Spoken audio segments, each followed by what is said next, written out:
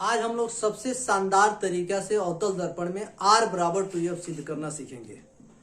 आज तक का सबसे आसान वीडियो। अगर आप चाहते हैं इसी तरह के वीडियो को देखना तो आप हमेशा जुड़े रहिए सन्नी सिंह से। मैं हूं सन्नी सिंह और मैं आपको बताने जा रहा हूं अवतल दर्पण में R बराबर 2F कैसे सिद्ध किया जाता है। तो बिना समय व्यतीत किए सीधे हम लोग बोर्ड पे आते हैं और देखते हैं क्या ये फिगर हमने अपने हाथों से ड्रॉ किया हुआ है। तो x डैश एक अवतल दर्पण है जिसमें P ध्रुव है, F मुख्य फोकस है, C वक्रता केंद्र है और ये आपतित किरण है जिसका नाम AB लिया गया है। तो AB आपतित किरण है और BF परावर्तित किरण है और BC अभिलंब है। मैं इन बातों को यहाँ पे लिख नहीं रहा हूं, आप अपने कॉपी पर सबसे पहले इसको नोट कर लीजिएगा। क्वेश्चन को इजी करने के लिए मैं एंगल को क्या करता हूं, मान लेता हूं कि ABC को 1 मान लिए, CBF को 2 मान लिए, BCF को 3 मान लिए। ये हम 1 2 3 इन कोणों को मान लेते हैं और मानने के बाद सीधा हम प्रमाण पे चलते हैं।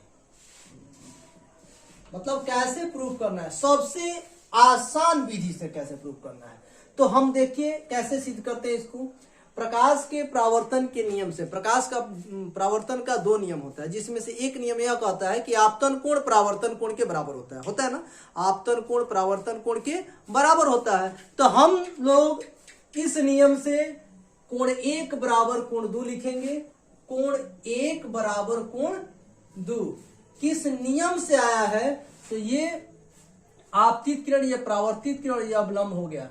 अभिलंब और आपतित किरण के बीच बने कोण को आपतन कोण और अभिलंब और परावर्तित किरण के बीच बने कोण को परावर्तन कोण कहते हैं। तो आपतन कोण परावर्तन कोण के बराबर होता है किस नियम से, तो प्रकाश के परावर्तन के नियम से। और इसको हम लोग समीकरण 1 मान लेते हैं। यह समीकरण 1 हो गया। अब देखिए एक और रूल कहता है कि जब 2 समानांतर रेखाओं को कोई तिर्यक रेखा काटती है तो BC को हम तिर्यक रेखा मान लेते हैं, आगे की तरफ बढ़ा देते हैं और AB और CP ये रेखा मान लेते हैं और ये समानांतर रेखा हो गया। तो अगर हम इसको BC को अभिलंब मानते हैं तो आप देखिए ये वाला कोण और ये वाला कोण आपस में बराबर है। कैसे, तो यह है एकांतर अंतः कोण। लिखेंगे कोण 1 बराबर कोण 3 किस एंगल से, तो एकांतर अंतः कोण से।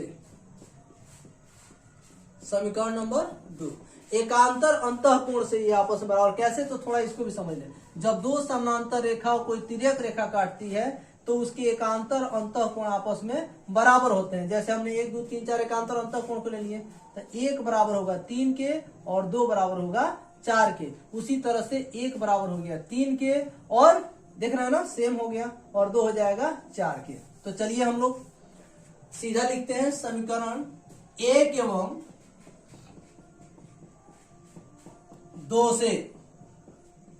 समीकरण का नियम होता है कि यदि समीकरण का एक पक्ष बराबर हो जाए तो दूसरा अपने आप बराबर होता है। तो ये दोनों 1 है तो यहां से हट जाएंगे और ये हो जाएगा कोण 2 बराबर कोण 3, ठीक है ना। या ऐसे कहिए कि कोण 2 यहाँ पे कोण 1 के बराबर में कोण 3 है तो जहां कोण 1 वहां पे कोण 3 लिख सकते हैं। यहाँ पे कोण है उसके यहाँ पर कोण 3 लिख दिए हैं। ये आसान सा तरीका है। और देखिए त्रिभुज का नियम होता है कि बराबर कोण के सामने की भुजा आपस में बराबर होती है। तो यहाँ पे 2 है, ये 2 है, इसके सामने की भुजा की बात करते हैं तो वह निकल करके सामने आ रहा है क्या चीज, CF। तो इसके आप हम लोग लिखते हैं CF। और देखिए अगर ये कोण 3 है तो इसके सामने जब जा रहे हैं तो इसका जो भुजा है वो निकल करके आ रहा है BF। तो इसको लिख रहे हैं BF। कहां से, तो बराबर कोण के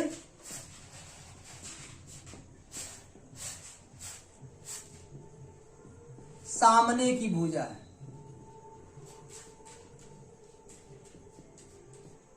समीकरण नंबर 3। हमको क्या करना है, सिद्ध करना R बराबर 2F। सिद्ध करने के लिए हम B को P के जब नजदीक लाएंगे तो ये जो BF की दूरी है वह FP के दूरी के लगभग बराबर हो जाता है। तो सीधा क्यों ना लिख दे हम कि सिद्ध करने के लिए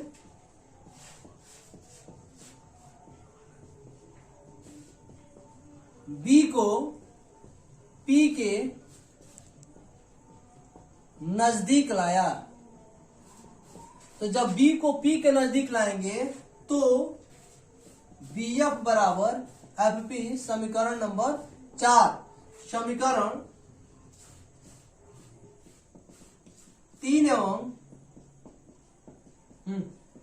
4 से, समीकरण 3 एवं 4 से, तो समीकरण 3 एवं 4 को देख रहे हैं तो इसका भी यहाँ पे बी एफ और यहाँ पे सी एफ है, तो सी एफ हो गया। और ये बी एफ जो है किसके बराबर में, एफ पी के, तो जहां बी एफ है उसके जगह हम लिख दिए एफ पी, तो लिखेंगे चूंकि, अब देखिए ध्यान दीजिएगा, यहाँ पे सी एफ बराबर हो गया है एफ पी के, किसके बराबर हो गया है, सी एफ बराबर हो गया है एफ पी के। तो एक बात ध्यान रखिएगा कि यहाँ पे क्वेश्चन ये कह रहा है कि जो सी एफ की दूरी है वह एफ पी के दूरी के बराबर, सी एफ की दूरी एफ पी के दूरी के बराबर हो जाएगा। इसका मतलब जहां सी एफ लिखना है वहां एफ पी है, जहां एफ पी लिखना है वहां पे सी एफ, आसानी से लिखा जा सकता है। हमको वक्रता त्रिज्या चाहिए, तो वक्रता केंद्र और ध्रुव के बीच की दूरी को वक्रता त्रिज्या कहते हैं। वक्रता केंद्र और ध्रुव के बीच की दूरी को वक्रता त्रिज्या कहते हैं। इसे संकेत में आर से सूचित किया जाता है। तो क्यों ना पहले हम सीपी लिख दें, सीपी मतलब वक्रता त्रिज्या। अच्छा, सीपी को प्राप्त करने के लिए सी से पहले एफ के पास जाएंगे तो बन जाएगा दूरी सी एफ, एफ से पी के पास जाएंगे तो दूरी हो जाएगा एफ पी।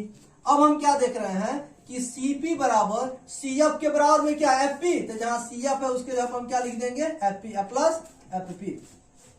एक बात ध्यान रखिएगा कि वक्रता केंद्र और ध्रुव के बीच की दूरी को वक्रता त्रिज्या कहते हैं। इसे संकेत में R से सूचित करते हैं। तो Cp को संकेत में R से सूचित किए, मुख्य फोकस और ध्रुव के बीच की दूरी को फोकस दूरी कहते हैं, और इसे संकेत में छोटा लेटर के F से सूचित किया जाता है। तो यहाँ Fp है तो छोटा लेटर का F, फिर यहाँ Fp है तो फिर छोटा लेटर का F, R बराबर 1F कितना हो जाता है 2F, R बराबर 2F। आपको ऐसे भी लिख सकते हैं कि 2 गुना में इधर आएगा तो भाग, तो R बट्टा 2 बराबर F। यानी एग्जाम में यह पूछ दे कि अवतल दर्पण में सिद्ध करें कि R बराबर 2F या F बराबर R बट्टा 2, ऐसे ही सिद्ध करेंगे। एक और क्वेश्चन पूछता है एग्जाम में, इसको थोड़ा सा बदल करके कि अवतल दर्पण में वक्रता त्रिज्या और फोकस दूरी के बीच संबंध स्थापित करें, तो इसका मतलब यही है। तो इतना शानदार और इतने आसान विधि से यदि आप चाहते हैं फिजिक्स या केमिस्ट्री या मैथ पढ़ना, तो आप बने रहिए सनी सिंह से।